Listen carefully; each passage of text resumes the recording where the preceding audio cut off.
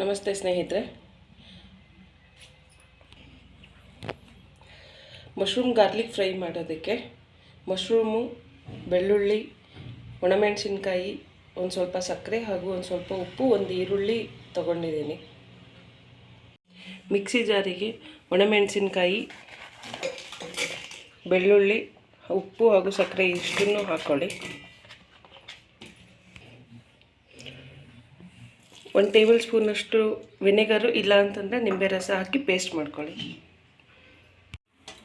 ಪಾನ್ಗೆ 4 ರಿಂದ 5 table spoon ಎಣ್ಣೆ ಹಾಕ್ಕೊಳ್ಳಿ. ಸ್ವಲ್ಪ ಜೀರಿಗೆ ಹಾಕಿ,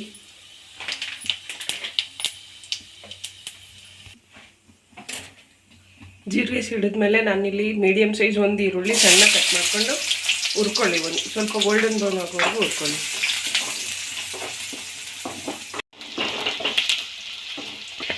ಈರುಳ್ಳಿ ಗೋಲ್ಡನ್ ಬ್ರೌನ್ ಆಗಿದೆ. ಈಗ ಪೇಸ್ಟ್ ಮಾಡ್ಕೊಂಡಿರೋಂಥ ಒಣಮೆಣಸಿನ್ಕಾಯಿ, ಬೆಳ್ಳುಳ್ಳಿ ಹಾಕ್ಕೊಳ್ಳಿ.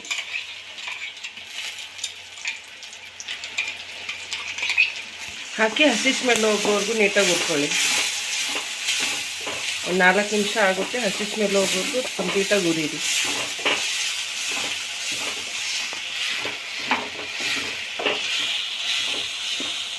ಖಾರ ಬೇಕು ಅಂತ ಅನಿಸಿದ್ರೆ ನಾನಿಲ್ಲಿ ಬ್ಯಾಡಗಿ ಮೆಣಸಿನ್ಕಾಯಿ ಹಾಕಿರೋದ್ರಿಂದ ಒಂದು 1/4 ಟೇಬಲ್ ಸ್ಪೂನ್ಗಿಂತ ಕಮ್ಮಿ ಖಾರದ ಪುಡಿ ಯೂಸ್ ಮಾಡ್ತಾಯಿದ್ದೀನಿ.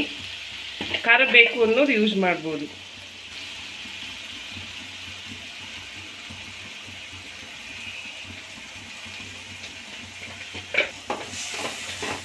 ಹಸಿ ಸ್ಮೆಲ್ ಹೋಗೋವರೆಗೂ ನೀಟಾಗಿ ಹುರ್ಕೊಳ್ಳಿ.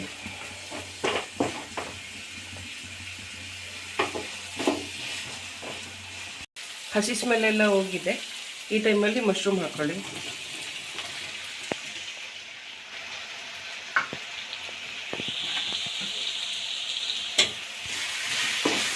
ಹಾಕಿ ನೀಟಾಗಿ ತಿರುಗಿಸ್ಕೊಳ್ಳಿ.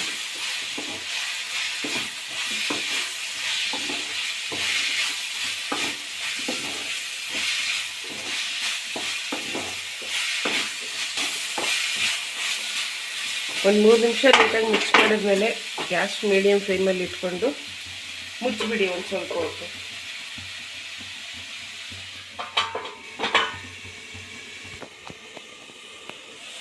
ಒಂದು 2 ನಿಮಿಷ ಆಗಿದೆ. ತುಂಬ ಹೊತ್ತು ಮುಚ್ಚಿ ಬೇಯಿಸಬೇಡಿ, ಸೊ ಮಶ್ರೂಮ್ ಟೇಸ್ಟ್ ಹೊಟ್ಟೋಗುತ್ತೆ.